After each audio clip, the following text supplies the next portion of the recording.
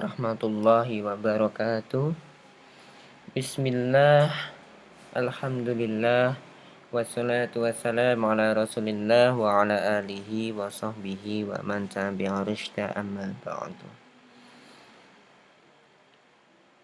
Sahabat-sahabat santri dimanapun berada yang dirahmati Allah, alhamdulillah pada kesempatan hari ini kita masih diberikan anugerah Allah untuk bisa melanjutkan kajian kitab Surah Taufik. Insyaallah pada kesempatan ini kita akan membahas terkait dengan fasal fardu puasa dan juga syarat-syaratnya. Mari kita mulai kajian kita pada kali ini. Bismillahirrahmanirrahim. Faslun utawi iku fasal suci fi farol ildi saumi ing dalem nerangake pira-pira fardune puasa wasurutihi lan pira-pira syarate puasa. Nah, jadi hari ini kita akan bahas terkait dengan fardunya puasa atau rukun-rukunnya puasa dan juga syarat-syaratnya. Wajibu wajib apa at-tabiyitu niat ing dalem waktu wengi fi siyamil fardhi ing dalem poso fardu. Bi ayan wiya kelawan yen to niat sapa man bainal ghurubi ing dalem antarane surupe srengenge wal fajri lan terbite fajar siyama godin ing dalem poso dina sesuk. Nah, wajibu tabyid wajib untuk berniat di malam hari, ya, fi siyamil fardhi ketika kita melakukan ibadah sholat puasa fardu. Nah, jadi untuk puasa wajib seperti puasa Ramadan, maka wajib untuk berniat di malam harinya, ya. Bi ayan wiya bainal hurubil wa fajri siyama godin, di mana waktu untuk niat tersebut yaitu baina hurubi, yaitu antara tenggelamnya matahari sampai wal fajri munculnya fajar. Jadi di antara matahari tenggelam, ya, waktu malam datang sampai terbitnya fajar berarti menjelang subuh. Nah, berarti waktu itulah, ya, diwajibkan kita untuk berniat. Nah, selanjutnya wa ta'yinu, selain wajib untuk tabyid yaitu wajib niat di malam hari, juga wajib wa ta'yinu yaitu menentukan, ya, puasa, ya, wa ta'yinu nentokake poso bi ayyastahdira kelawan yen to hadirake sapa man fi dzihnihi ing dalem atine man anahu temen setuhune man iku yasumu nglakoni poso sapa man ngan Ramadana saking poso Ramadan au nazrin utawa poso nazar au kafaratin utawa poso kafarah au ghairiha utawa liyane poso ingkang kasebut kala wau fi niyati ing dalem niat likuli yaumin ing saking ing dalem saben-saben dinane, ya. Likuli yaumin maring saben-saben dinane. Maka di sini dijelaskan bahwa bagi orang yang melakukan puasa wajib, ya seperti puasa Ramadan, puasa nazar, puasa kafaroh dan lain sebagainya yang dihukumi wajib, maka dia harus berniat di malam harinya, ya, dan juga menentukan niatnya itu untuk melakukan puasa apa gitu ya. Nah, di sini dicontohkan takyin di sini yaitu menentukan puasa yang akan dilakukannya di esok hari. Seperti puasa Ramadan atau puasa nazar atau puasa kafaroh dan lain sebagainya. Dan itu harus dilakukan setiap harinya ketika dia mau menjalankan ibadah puasa. Nah, keterangan niatin likuli yaumin ini kemudian dijelaskan dalam syarahnya kitab Islam Taufik. Di sini syarahnya adalah dijelaskan dalam kitab ini. Finiyati kulli yaumin iku fayakfi ayakula maru fi nafsihi kulla lailatin.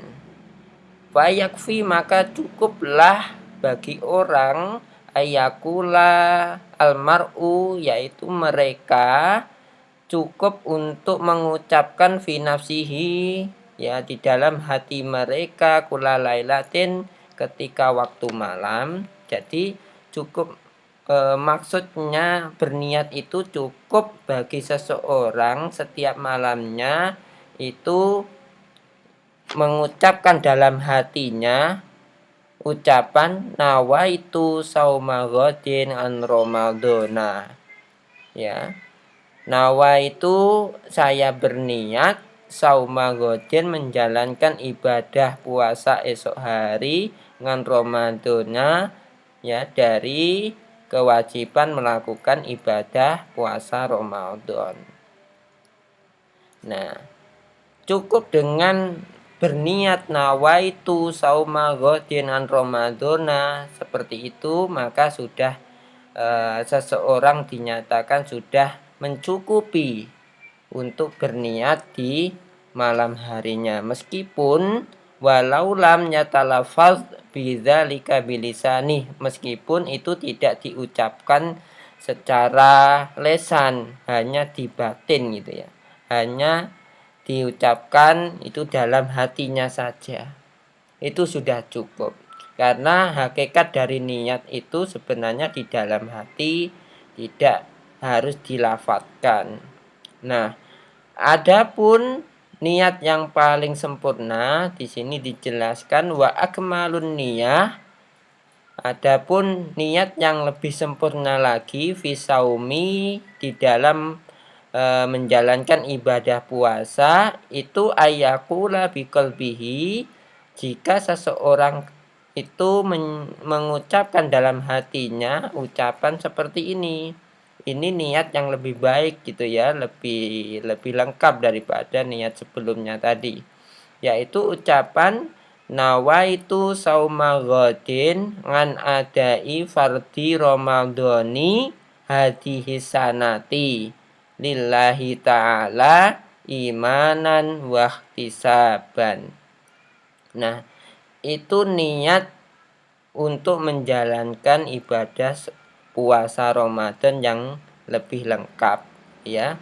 Meskipun jika kita hanya berniat dengan ucapan nawaitu sauma ghadin an ramadhana itu dianggap sudah cukup.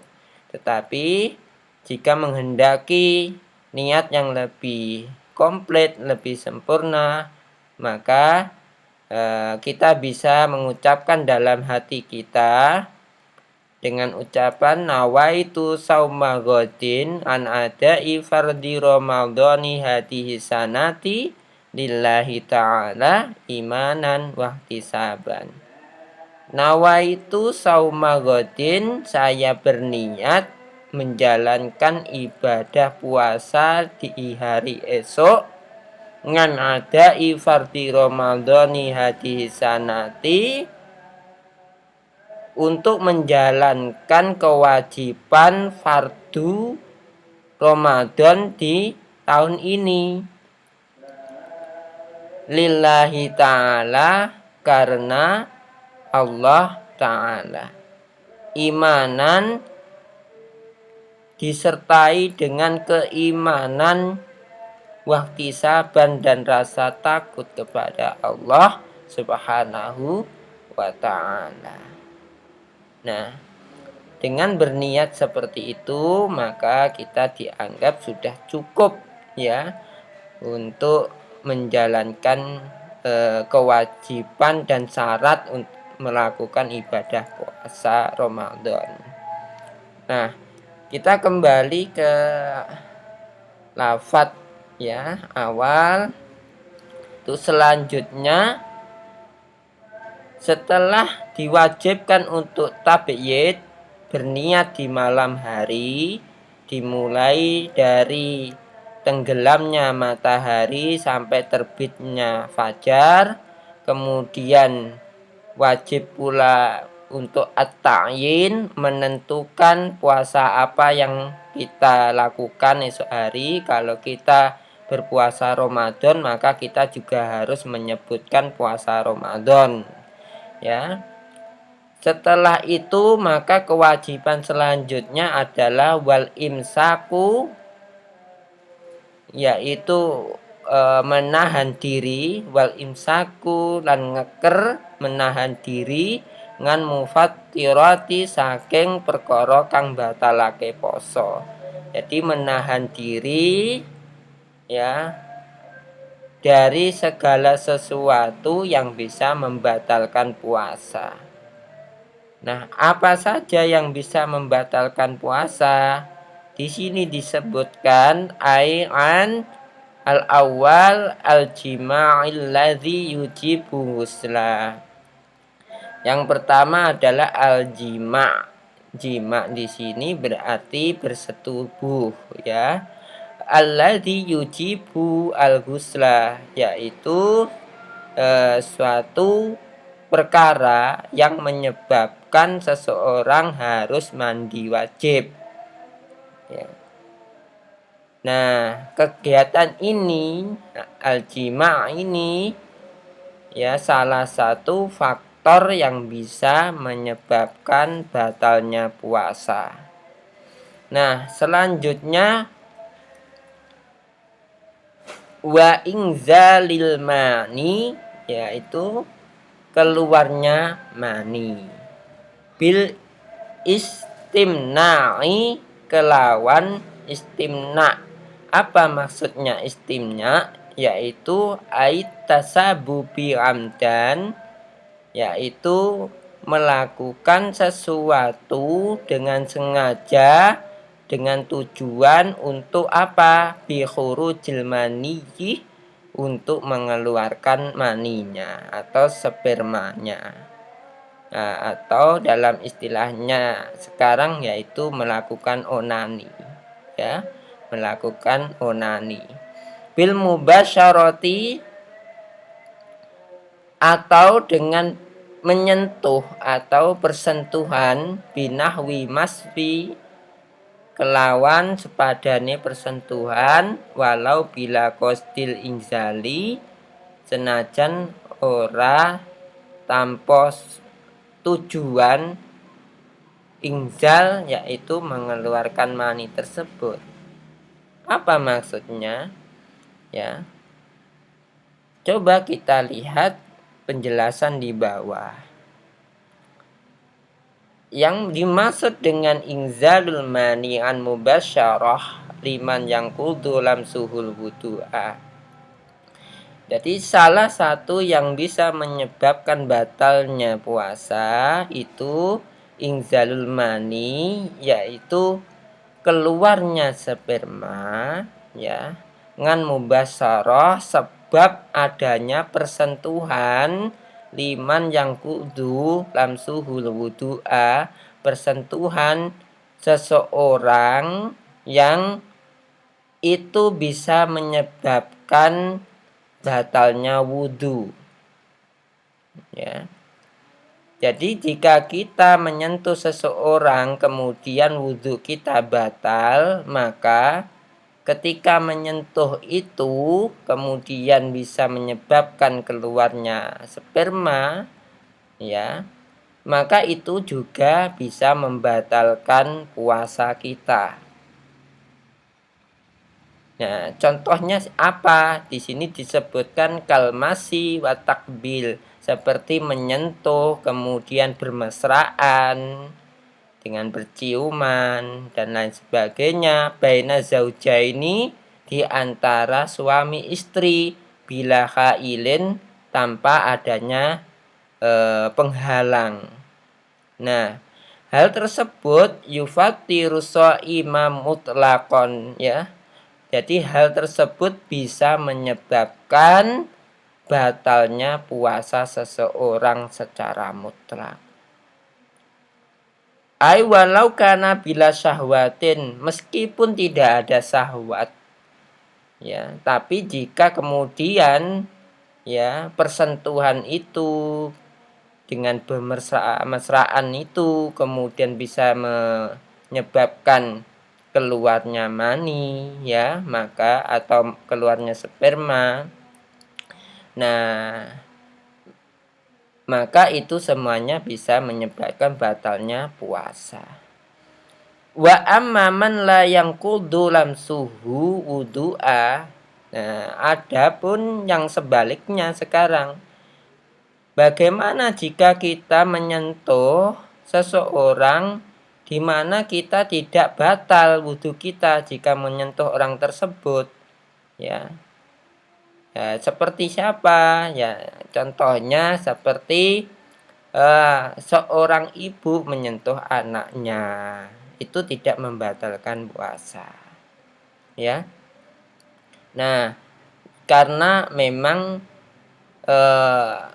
untuk perkara siapa saja yang membatalkan wudhu ketika persentuhan yang bukan, nah itu nanti kita bisa membahas itu semuanya di bab toharoh, ya. Nah,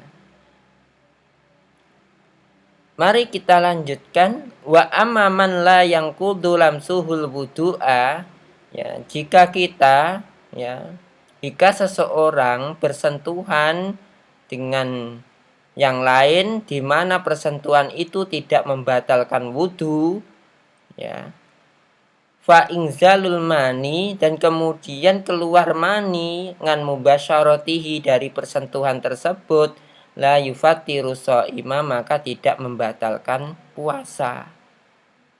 Dengan catatan illa idza kana bisyahwatin, kecuali jika memang itu ada syahwat maka batal puasanya. Nah, jika keluarnya itu tidak ada syahwat maka tidak batal. Tapi jika itu tetap dalam keluarnya sperma tersebut disertai adanya syahwat, maka kemudian bisa membatalkan puasa, ya. Nah, setidaknya itu yang bisa kita ambil dari keterangan Khasyiyah Al-Bughairimi, ya, pada juz 2 halaman 331 yang disebutkan dalam kitab ini. Nah, jadi ada dua faktor tadi, ya, yang sudah sebutkan. Yang pertama jima, kedua yaitu inzalil mani, yaitu keluarnya sperma, ya, bil istimna'i, yaitu dengan istimna atau memang dengan sengaja ingin mengeluarkannya, atau dengan mubasyarah, yaitu persentuhan yang bisa menyebabkan syahwat dan keluarnya sperma atau mani tersebut, ya. Selanjutnya wal istiqoah, yaitu muntah yang disengaja, itu, ya. Istiqoah ini ai tasabbubi ramdan, yaitu sengaja fi khuruji syai'in, untuk mengeluarkan sesuatu min ma'idatihi, dari perutnya, ila famihi, dengan perantara mulut. Jadi istilahnya ini adalah seseorang dengan sengaja memuntahkan sesuatu gitu ya. Nah, maka muntah dengan sengaja ini yaitu mungkin bisa dengan binahwi usba'ihi, dengan cara mungkin memasukkan tangannya ke mulut, atau dengan bau-bauan yang disengaja agar dia muntah, atau dengan apapun ya yang tujuannya untuk bisa muntah ya, maka itu juga bisa menyebabkan batalnya puasa. Oke. Selanjutnya wa'an riddah ay khuruji minal Islam. Yang selanjutnya yaitu riddah atau murtad. Maksudnya di sini al khuruji minal Islam, yaitu keluar dari ajaran Islam. Biqauli kufrin au fi'li kufrin au i'tiqadi kufrin, yaitu dengan sebab ucapan yang menyebabkan kekufuran, au fi'li kufrin atau perbuatan yang bisa menyebabkan kekafiran, au i'tiqadin atau hanya sekedar i'tiqad. Nah, jadi murtad ini bisa murtad karena ucapan, bisa karena perbuatan, maupun karena keyakinan yang salah atau akidah yang salah yang sehingga menyebabkan dia keluar dari ajaran Islam. Ya. Nah, di sini yang dimaksud wa'an riddah ay khuruji minal Islam biqauli kufrin au fi'lin au kufrin au i'tiqadi kufrin. Ya, maksudnya yang seperti tadi. Jadi kemurtadan seseorang itu bisa karena ucapannya, atau bisa juga karena perbuatannya, juga bisa karena keyakinannya atau iktikadnya yang salah sehingga menyebabkan dirinya keluar dari ajaran Islam. Oke. Mungkin sementara itu yang bisa saya sampaikan. Insya Allah akan kita lanjutkan esok hari. Terima kasih semuanya dan semoga bisa bermanfaat. Wallahu muwaffiq ila aqwamit thoriq. Wassalamualaikum warahmatullahi wabarakatuh.